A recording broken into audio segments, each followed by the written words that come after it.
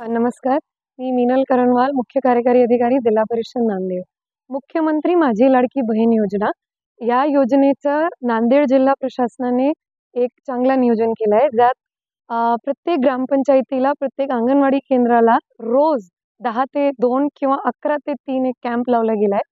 तर माझं आवाहन सर्व बहिणींना असं आहे, की तुम्ही रोज अंगणवाडी ताईंकडे किंवा ग्रामसेवकांकडे जाऊ शकतात. एका दिवशी जर गर्दी पाहिली तर आमचा फॉर्म कोणी घेणार नाही, भरणार नाही, असा विचार येऊ देऊ नका.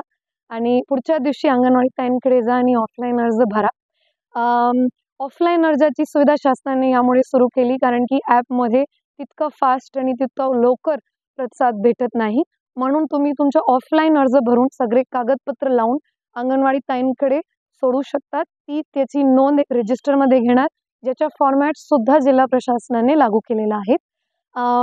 मुख्यमंत्री माझी लाडकी बहीण योजनेबद्दल खूप महिलांकडे प्रश्नसुद्धा असतात, की नेमकं कुठले कागदपत्र लागणार मॅडम? हातात कागदपत्र घेऊन येतात आणि मला दाखवतात, की मॅडम हे ओके बरोबर आहेत का?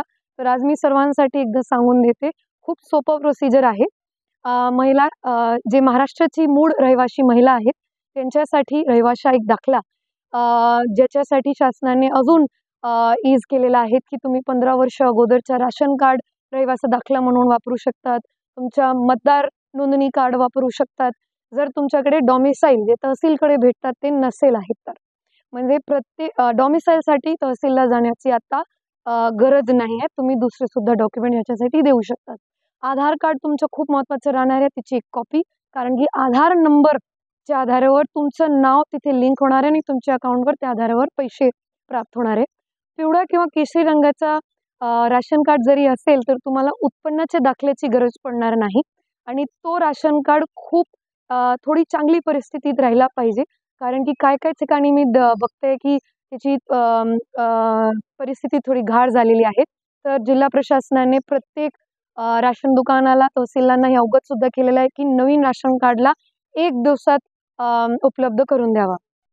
आणि ज्याच्याकडे पांढऱ्या रंगाच्या राशन कार्ड आहे त्यांना उत्पन्नाच्या दाखल्याची गरज पडणार आहे आणि ते त्याला तहसील ऑफिसकडून उपलब्ध करू शकतात. शेवटी पासबुकची कॉपी, ज्याच्यात तुमचं नाव आणि तुमचा अकाउंट नंबर आहे, IFSC कोड आहे जे आम्हाला लागणार आहे. तर सर्व महिलांना एक माझ्याकडून आवाहन आहे, विनंती आहे परत, की तुम्ही या चांगली योजनेचा लाभ घ्या. आणि जे काय विचार येत आहेत, की बाबा आमचा अर्ज ऑनलाईन भरून जाणार आहे की नाही, आपण सोडून जातोय, त्याची काळजी करू नका. आमच्याकडे आज रोजी जिल्ह्यात 50,000 फॉर्म ऑफलाईन आले आहेत, ज्यापैकी 25,000 आम्ही ऑनलाईन त्याला केलेले आहोत. तर कुठलीही प्रकारची काळजी, विचार, रूमर्स जे असतात, ब्रोकरकडे जायची गरज नाही.